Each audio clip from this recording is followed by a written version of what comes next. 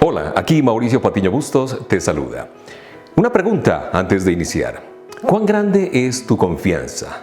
¿Cuán grande es tu fe en Dios? ¿Cómo está tu confianza?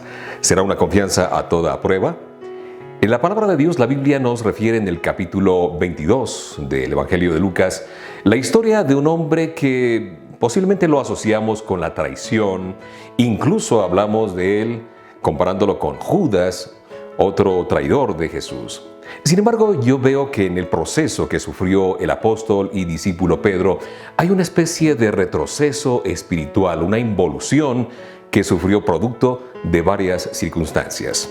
En primer lugar, quizás podemos notar una confianza en sí mismo y una falsa seguridad.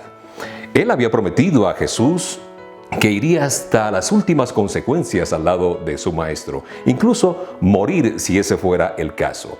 Pero Jesús le dice: Pedro, esta noche, antes de que el gallo cante, me habrás negado 3 veces. Habrás negado que me conoces.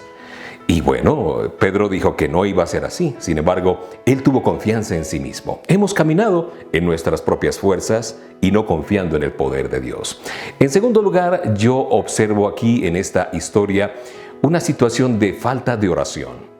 La falta de oración, porque Jesús les había dicho ya a sus discípulos: velen, oren para que no sean tentados. Porque a la verdad el espíritu está siempre dispuesto, pero el cuerpo es débil.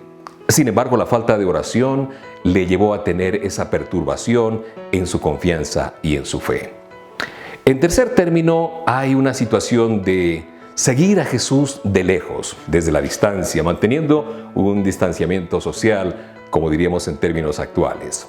Recordemos que los discípulos se habían atomizado por aquí y por allá después del suceso del huerto de Getsemaní, y Pedro estaba mirando desde lejos cuál era la situación de su maestro. Allí se acerca donde hay una fogata, unos leños ardiendo, y empieza a calentarse porque sentía frío espiritual y frío físico, de modo que empezó a calentarse y una mujer lo identifica y le dice: oye Galileo, tú eres uno de los nazarenos, uno de los que andaba con el maestro. Y él le dice: mujer, no, te equivocas, yo no soy de esos hombres. Y bueno, allí se cumple lo que vino después de este proceso, que sería el cuarto punto: la negación y separación de Dios. Fue triste lo que experimentó Pedro con su amado Maestro Jesús. Sin embargo, esta historia tiene un final feliz.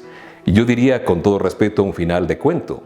Porque Jesús, después de resucitar, se encuentra con los discípulos y dice la Biblia que la mirada del Maestro se encontró con la de Pedro y Pedro lloró amargamente. Pero sabía que Jesús lo amaba y que lo había perdonado. Y una vez restaurada su fe, se convierte en un agente de cambio para animar a los demás. Quizás nosotros tengamos esa circunstancia de probar nuestra fe ante Dios y ante Jesús. Siempre hay un tiempo para poner a prueba nuestra fe. Te invito para que vivas con esperanza.